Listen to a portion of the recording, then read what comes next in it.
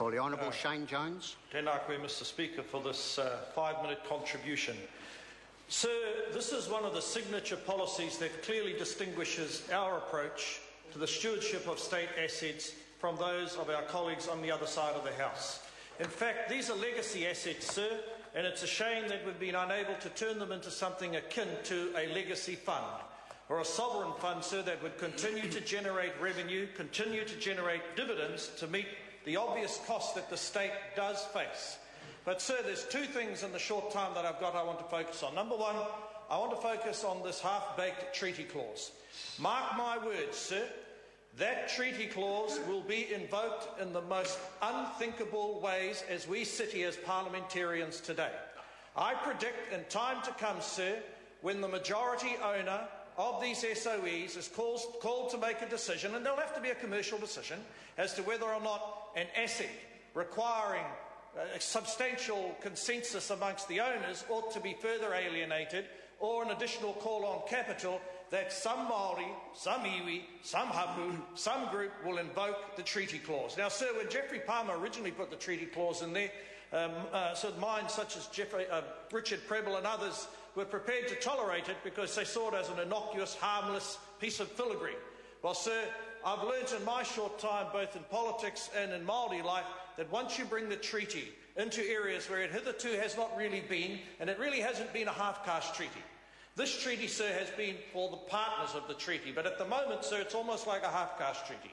And that's why that reference, sir, will not actually deliver what the Māori Party are on about. But, sir, that's actually an irrelevancy, because what the Māori Party have been told is that they should have openly repudiated and opposed this sales process. But quietly they've encouraged those of our iwi, sir, and unfortunately the iwi leaders are sovereign masters or mistresses over their own money. They'll spend it how they like.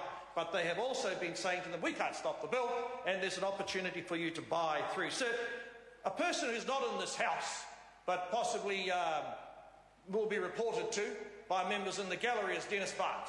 Now, sir, this individual recently, the CEO of Contact Energy, stated really what's going to happen.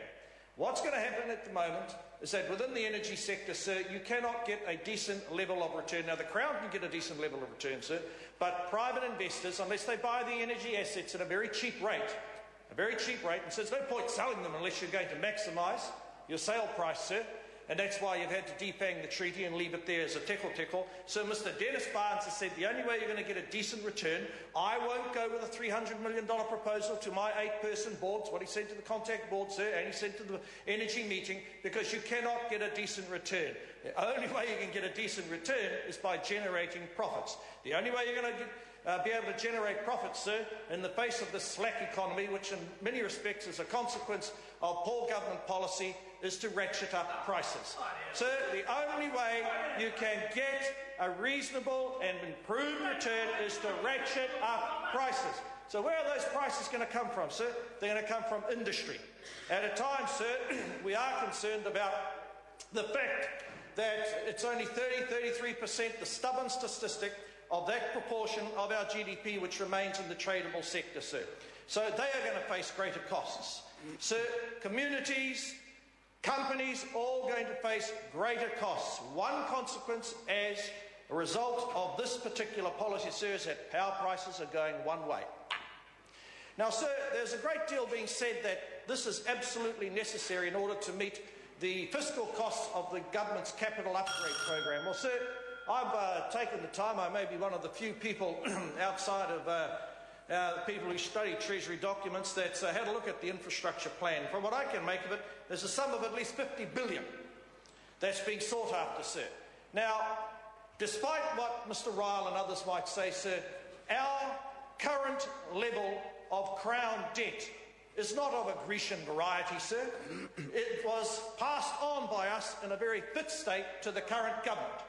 Now, sir, it has grown, and I'll accept that on some points that they've been making, the Christchurch earthquake and dealing, sir, with the turn down of the economy.